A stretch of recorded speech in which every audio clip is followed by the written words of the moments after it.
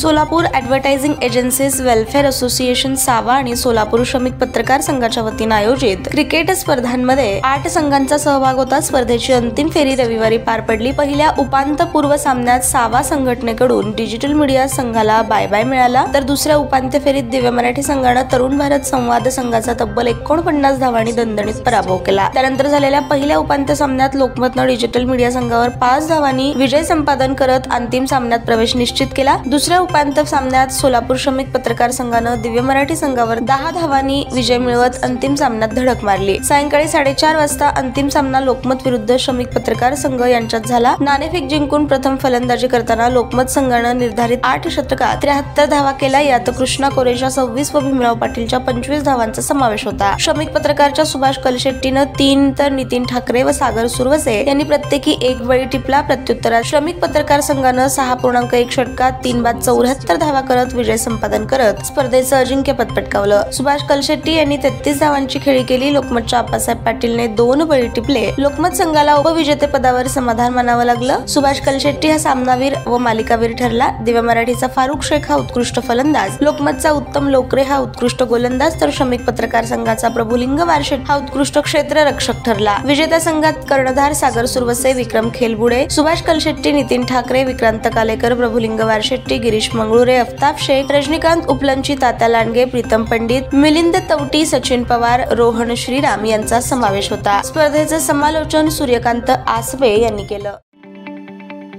ताज्या बातम्या पाहण्यासाठी प्राईम महाराष्ट्र न्यूज चॅनलला सबस्क्राईब करा।